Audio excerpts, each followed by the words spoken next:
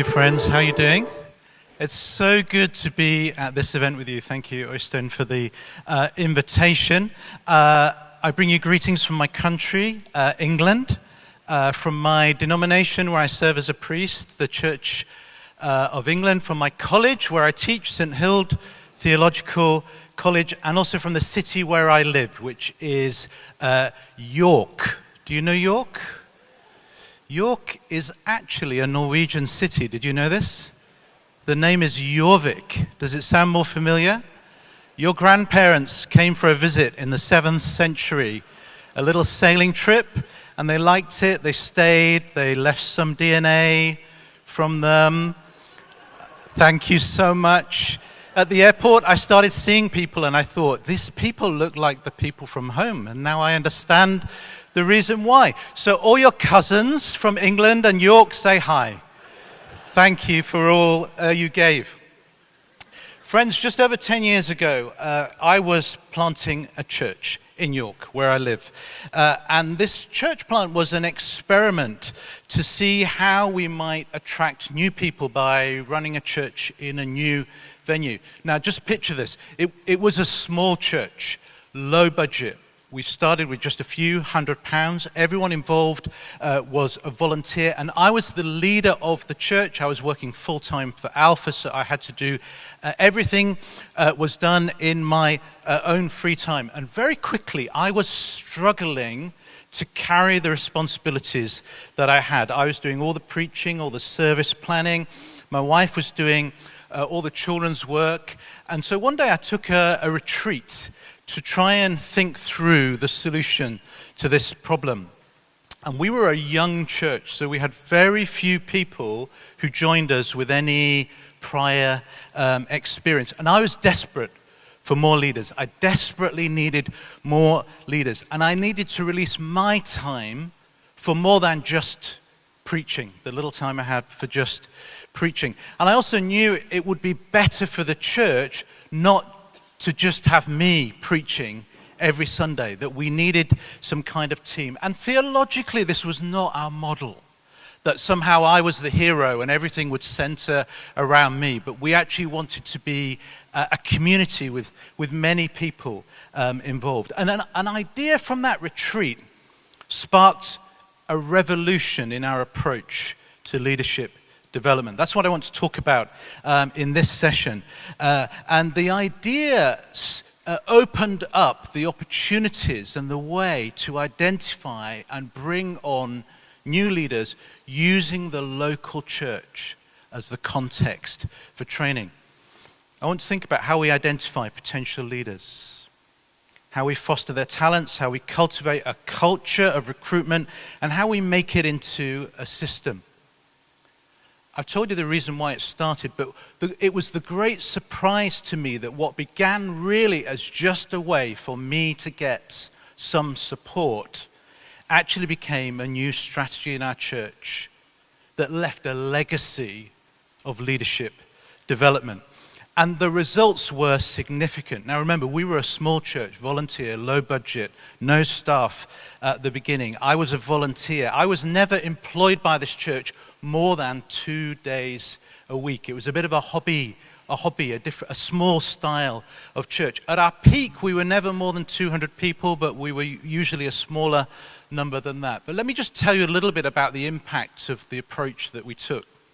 Over 10 years, 16 people from our church went through the formal process and were identified and ordained as church leaders in our denomination. And I'll come back to this, but our rate of finding new pastors was at least 30 times more than the average for our denomination.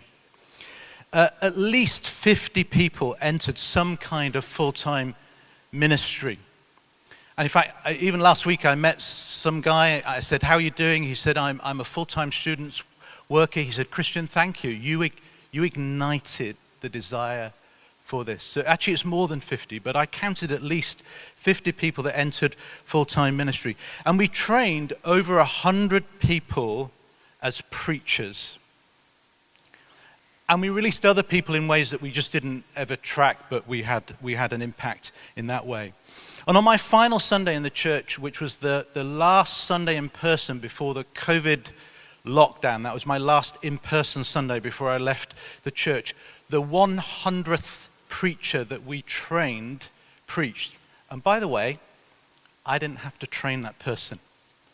The 100th preacher was trained by someone who had been trained by someone who had been trained by me. I'd started a movement of leadership development. We didn't just build a team, we ignited a new movement within the church.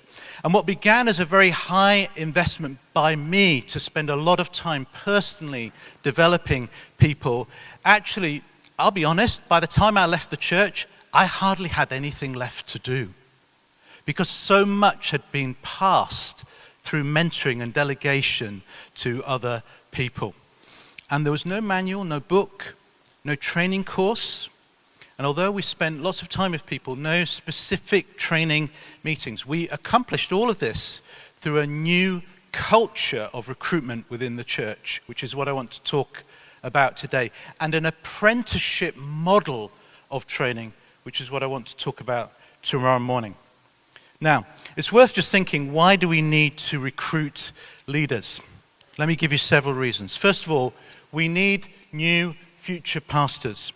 I don't know the story in your denomination, but in my denomination, the numbers are dropping. The number of people that are volunteering. But can I just say this? I think it's terrible to rely on volunteering. I want to be a critic of my own denomination. I think without good recruitment for new pastors, we won't get the best people. Because the best people usually have many options of things that they could do. Who would you rather have as the next pastor of your church? Someone who couldn't find anything else to do? Or someone who had so many options, but you needed to persuade them that this was the best way to use their time and to give their life? Second, of course, we need to think more widely, because we need many leaders in the church, not just a senior pastor, but we need associates and evangelists and youth workers and children's workers and all the many roles that you know are important in your church. And some of those are paid roles and many of those are volunteer roles. The next reason is we actually need to raise up new disciples. And especially for younger leaders, actually discipleship and leadership development are often almost the same thing. Because a new disciple is learning how to follow Jesus with their whole life. So the first step of a new disciple is to lead themselves to follow Jesus. Then maybe the next step, they help someone else in that progress. And then over time, that becomes the way in which they get to lead other people. And so for younger leaders in the church, often church is the first time that they get leadership training. We have the privilege of offering that. And then last, of course, we need many leaders in society for the public missiology of the church. We need leaders in the workplace and in their neighborhoods and in our voluntary charity work and in the public witness of the church. Well, let me also just think very briefly, why do we need to raise up leaders? Why is this topic of importance to everyone in this room? In my denomination, the culture is that it's the denomination's job to recruit the leaders and to select them. It's the theological college's job to train them, and then only then do they come back to the church for experience. And there's a 500-year reason why that's kind of the pattern and the default norm in Reformed and Catholic churches, particularly in Europe. But I wonder if we need to see a return to the more ancient practice, where training is rooted at the heart of every local church first. And I suggest it's the responsibility of all pastors and all churches to do this. If you need any reminder, think of the Great Commission. And the Great Commission is essentially a commission to go and make disciples who become leaders. So recruiting new leaders isn't someone else's responsibility, the college or the denomination. It's part of our greatest commission, and it's at the heart of Christian ministry for all of us. And second, it's the opportunity that we have before us. The local church is perhaps the ultimate training ground for tomorrow's leaders. And so I conclude this. Recruiting leaders is an important, ongoing, continuous process that should be happening at many levels and is core to the ministry of every local church and to the work of every pastor or every ministry team leader. And personally, I think it's best seen as like a culture or a philosophy of ministry, rather than thinking of it as just an administrative activity or a process. Because it's part of our calling. It's part of who we are. So, let me talk you through an idea that came from the retreat that I mentioned. We started something called Ignition Sunday. And it became this special service that we ended up doing 3 times a year. Our inspiration was Paul's word to Timothy in 2 Timothy 1:6, where he says to him, I remind you to ignite the gift that is within you. And we're inspired by this thought. The leaders I need are already in the church. I just need to ignite the gift that's within them. We also thought of the 1 Corinthians chapter 14, where Paul also says of the church, when you come together, each one has. And it was the idea that it wasn't just me that had something. Everyone in the church has something. It's the pastor's job to find out what they've got and to release it and to ignite it. So our model was very simple. We invited 3 or 4 people who had never spoken in church before to deliver a 5-minute talk on one verse in the Bible. That's Misha doing her first Ignition talk. She looks very happy. Many of our speakers were young. 70% of our church were under the age of 30. Most of the people we worked with were in their early 20s, some even in their teenage years, although we had older people doing this as well. We even had children and youth participate in this. Sometimes if they were younger, we would do it with a video just to make it easier for them in terms of engaging with people. Each person was supported by a coach, someone else in the church. Initially it was me, but then in time it became other people. And that person just helped them with the preparation of the talk, took away the things that would waste their time and helped them focus on what was important. And we would always gather these 3 or 4 people to rehearse their talks together before Sunday. And in fact, this became an incredible opportunity for us to give them encouragement, to help them, to actually give them more confidence that the first time they spoke, it would actually go really well. And we looked after them on the day. They kind of worked as a group. They would sit together. They kind of looked after and encouraged each other. And then on the day and on the week that followed, we would give them feedback and encouragement. And it became a cycle of developing people.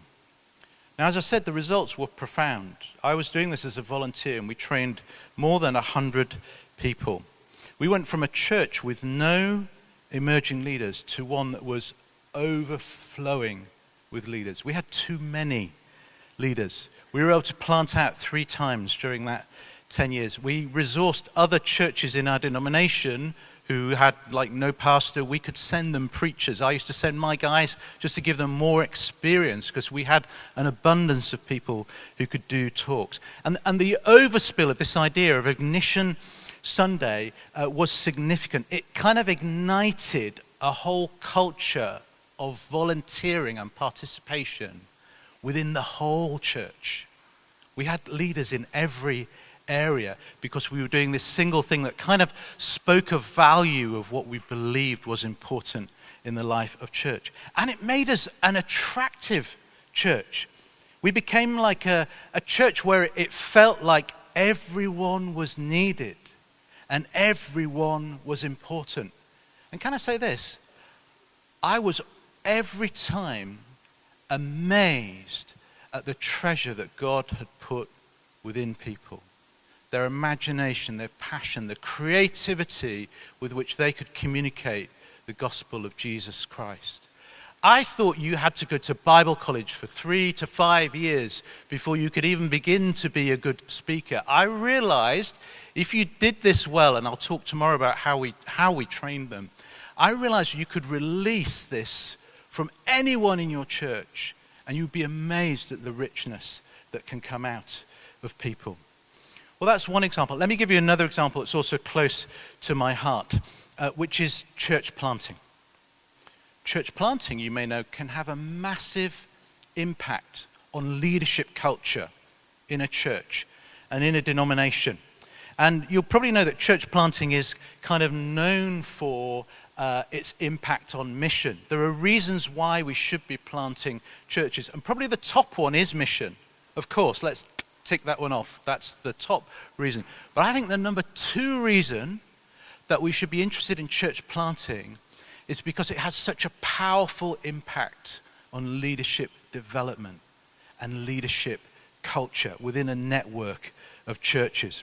And in church planting, it's both the new church, the one that is sent out, and the sending church that actually kind of get the benefit, that both become activated in raising up and recruiting leaders.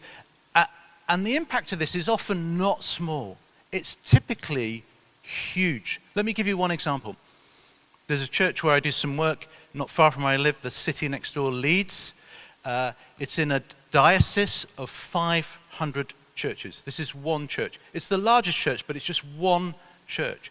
This one church that's involved in planting out every 2 years generates more pastors and leaders than a third of the whole network of 500 put together. Numbers like this are not uncommon.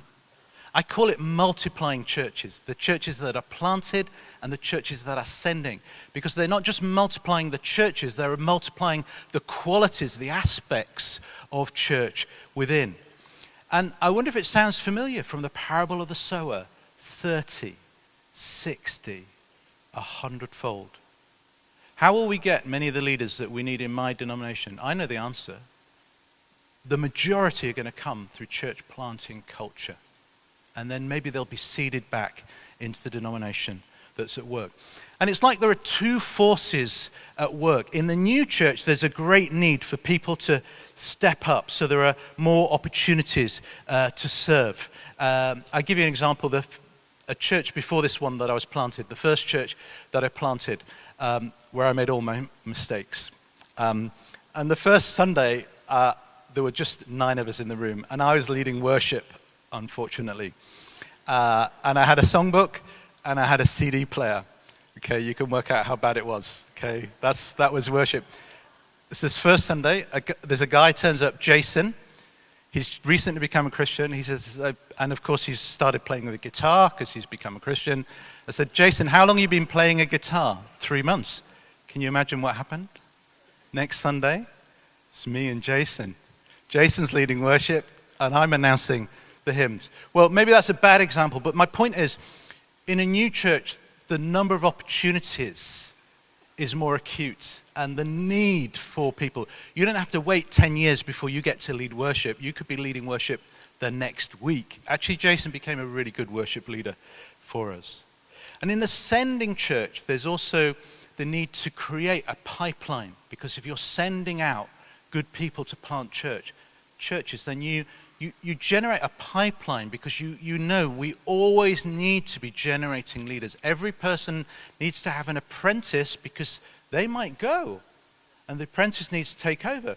Or the apprentice is being trained up and then the apprentice might go. So both for the sending and the receiving church, there is a new acceleration of developing leaders. And there's something about the challenge of church planting that draws people into this adventure.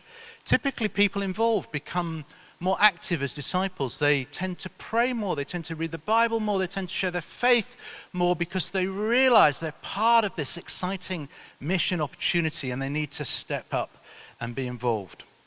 And if you want to raise up younger leaders, this is what I've observed in my nation.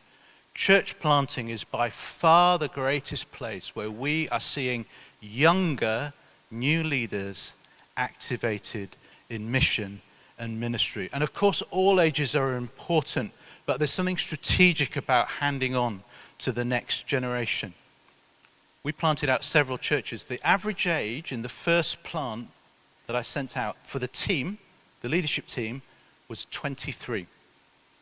The next one, it was 35. I slipped a bit. The third one, it was 24. We were seeing rapid giving of responsibility to younger people who've been trained quickly but well and who became very effective at leaders in church planting. But there is a caution. There is a caution. Also, pioneering ministry tends to have a greater incidence of burnout, of dropout, sometimes even of abuse or immoral activity, sometimes even people giving up on their faith. I think church planting kind of magnifies what's already there.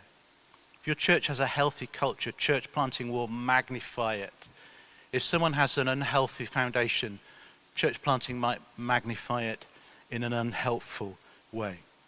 Church planting is somewhere where the seeds of leadership opportunity can be sown and multiplied, because every church plant is a leadership incubator and a discipleship activator. I give you two examples, and I kind of don't give you the fixed model because every church is different. Your church is not the same as mine, and so I think principles are our guide in doing this. Let me give you a simple 4-part guide that reflects the way in which we recruited and trained new leaders. And the first is this: you need to invite people. Every year I go to France, and I love French wine. Apologies if you don't drink wine, but I love French wine. That's why I'm an Anglican, because I can drink wine. And I speak to the winemakers, try to get a better price. I find the more interested you are, the cheaper, the better the discount. But I am interested in how they learn. And some of them have told me this, that the skill of the winemaker is in discerning which grapes to pick and when to pick them. And it's hard, because if you taste the grape, it tastes nothing like the wine that it will become. The skill of the winemaker is to know that when it's like this to start, it will be like this when it's perfected. And I think that's the skill of the pastor. To see not the rawness and the inexperience of somebody, but actually to see the potential of who they might become. To see beyond the limits of that person. To see what they could be if they're given opportunity and if they're trained. And can I say this? Many people have never been invited one-to-one to step forward in ministry. Friends, this is our job.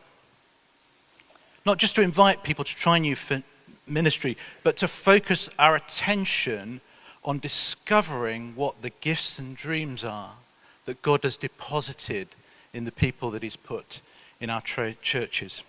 And I learned it wasn't my job to do all the ministry. It was my job to invite people to share the ministry that I oversaw. The second step is this: we need to coach them. And we found this: a little assistance can go a long way. So with the preaching example, we would help them prepare. We would give them simple frameworks. We found just giving them an opportunity to rehearse made an enormous boost in confidence. Have you ever done something and then finished and thought, hey, I could do that better? Anyone preached a sermon, sat down and thought, I could do it better next time? Well, that's why you could rehearse. Musicians know this already. They practice the songs before they sing. Well, we can do that with all ministry. And it's a great way to build confidence in those who, because of their inexperience, might not have that confidence, in order that they can have the confidence in the future. And we, in fact, valued this so much that it became the rule in our church that anyone that preached had to rehearse. If I preached on Sunday, I would have to rehearse. Maybe a 20-year-old was leading the service. They would hear my sermon and tell me whether it was any good and if they thought I should make some changes. It became the normal thing in our church. And because I did it, no one was offended at being asked that they needed to do it. The third point is this: we need to support them. I was always there every time the first person, somebody did their ignition talk or anything new. It wasn't my opportunity to be absent. It was my opportunity to be there, to encourage them and to build them up. And if I was leading the service, for example, and we've got our 3 or 4 speakers coming on, I might say to the church, "Hey church, you're in for a treat. I've already heard these talks and they're amazing. You're going to be so blessed." What am I doing? I'm using my trust and authority as a pastor, and I'm lending it to the new speakers. I'm covering them with my authority and my position so that the church doesn't sit there thinking, "Okay, we'll check out these new people, see if it's sound." I'm already saying, it's sound. I've told you it's a sound talk. You're going to love it. So now receive, lean in, and get ready to hear from God. And so I found that supporting people was really important to make it work, particularly in the early stages. And finally, we need to encourage them. Lots of encouragement for new people doing new things. You can't give too much encouragement, especially in the early days. And perhaps if we were doing this rehearsal and I heard the talk, I would often look for the opportunity to look someone in the eye and just say, "I'm so happy for you to do that talk on Sunday. I'm so pleased with what you've got to say." What I'm doing is I'm just trying to help them, all the insecurity, the voice in their heads that's saying, "Oh, it's awful, it's probably theologically wrong, no one would want to hear this." We all know that's what's going through their head. I can take that all away by saying, "It's going to be fantastic. Just do that talk exactly as you've just done it. Oh, it's going to be amazing. It's going to be incredible." And use the opportunity to debrief afterwards. And in the early days, feedback is so important. We err on the positive. To feedback, to encourage, to draw people out. I would often, as soon as I'd preached, I'd give them, just give them a look or a tap on the shoulder. Maybe as we're driving home, I'd get my wife to drive. I'd text them all a message. "Fantastic, so proud of you, well done. Oh, you absolutely did a wonderful," and give them the words so that they're starting to think, "Oh, maybe it wasn't so good." I want them to have something they can read where they know they did a good job, and we want more to happen as well. And then to meet up and give them actually some help and some encouragement about how they might do better. I wonder if I could just share some quick stories of some of the people that's impacted. First of all, Miriam. She walked through the door as a new student at university, and she had 5 non-Christians following behind her. So we knew she's a natural leader. And then you spoke to her and you realized she's a natural communicator. And we invited her to do actually the first ignition talk in our church. She said an interesting thing to me. She said, lots of people had told her in her youth, "One day you'll be a great preacher." She said, "You met me and after 2 minutes, you'd signed me up to preach in 2 weeks' time." Do you see the difference, how important it is? Miriam went on, without exaggeration, within 3 years to be the most sought out national speaker for conferences, Christian conferences in the country in her early 20s. And she also got engaged, she got ordained, and she is an evangelist, and she realized her heart was for the poor, and so she's given herself to that ministry. Joshua, pastor's kid, did his ignition talk, aged 18. He later led our 20s ministry. He and his wife were our first church planters. He did a PhD, he got ordained. He now trains the next generation of church leaders in our denomination, writes books. His wife's getting ordained. Next year they planted another church as well. All ignited just from that first opportunity to be used. Andrew, working class man, he had a lot of personal challenges, a lot of challenges. He had the heart of an evangelist, but he was terrible at communicating. People didn't want to speak with him. And I worked with him a lot just to coach him on just a simple way to communicate his faith in a positive and helpful way. He went on to start most of our projects with the homeless. An incredible guy. Last of all, Hannah became a Christian at university a few weeks before moving to our city. She's the only person in our family that's a Christian. She married one of the leaders at G2. First time I asked her to do a talk, she said no. The second time I asked her, she said no. The third time I asked her, she said no. Then I said, Hannah, I really want you to do a talk. If I'd given up, we'd have never got Hannah's contribution to our church. A few years later, she was my apprentice. When I left the church, she took over from leading from me. But she needed that encouragement to do that. I've got hundreds of stories like this because it's been my privilege to work with so many. Now, I wonder if I can just give you some top tips, just some ideas for recruiting leaders. I'm going to run through these really quick, but they should all make sense. They're common sense, but we don't always do these things. Number one, double up. Why do alone what you could do with someone else? In our church, every service was led by two people. One person that knew what they were doing, one person that was learning what to do. It's so easy. Who could you make room for this Sunday to create an opportunity for somebody to do something with you? Second, look for opportunities or create opportunities. When we were growing church and we were filling the room we were in, I said to the church, we've got two things we can do. We can either get a bigger room or we can get two rooms. And I said, church, we need two rooms because if we get two rooms, we can train twice as many people. So look for opportunities to develop people. Third, make sure you invite people. Don't rely on volunteering. Go and find people. Go and invite them. Ask them to do something. Give them that encouragement. Fourth, who are you overlooking? For me, initially, I overlooked women because I found I only invited men to do talks. And then I realized, I'm projecting my bias, my weakness. So who are you overlooking? Who is not being invited to do these things? Check your terminology. Hannah, the example I gave, she said, I don't want to do a preach. Can I do a talk on the Bible? I thought it sounds like the same thing to me, but if that makes a difference to you, from now on, we do talks on the Bible. If that makes room for people, I can live with that. So just adjust your terminology. Look for natural leaders like Hannah. Look for people who follow Jesus closely. Look for people who are faithful servants. Look for the wild cards. Like a friend of mine was the one that invited Bear Grylls. Have you heard of him?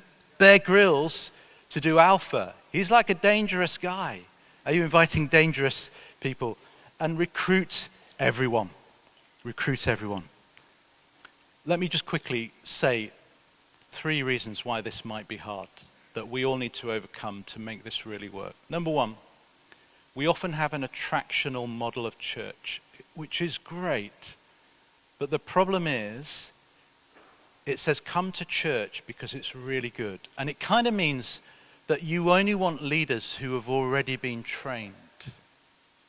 So we had to change that to come because it's good, to come and be part of something that will be great with you. We had to move from an attractional model. The second, of course, is it takes risk. And I haven't got time to tell you the stories of all the things that went wrong. And I had to fix all of those because I was the pastor, okay? So don't do this if you can't cope with things going wrong, because things will go wrong. But if you're willing to take risks on people, you'll be amazed by the results that will happen. And the third is, I found this in leaders of my generation. Often they struggle because no one raised them up when they were younger. And they find it hard to give that to someone else. And I understand that. But like me, you need to change the story. Make it a fresh inheritance that you give to the leaders in your church. And I want to leave you with the final thing. With that retreat that I mentioned, that I went on, the Holy Spirit spoke a word to me that ignited this whole story. when I was praying, I felt the Spirit of God say this: I want you to be famous for your spiritual children. I love my children, but I love my church children as well. Friends, let's measure our success in ministry not by our own heights, but by the leaders we raise, even to surpass them. Let's be famous not for our own works, but for the legacy of those that we mentor, because our greatest impact lies in the caliber of the leaders that we create.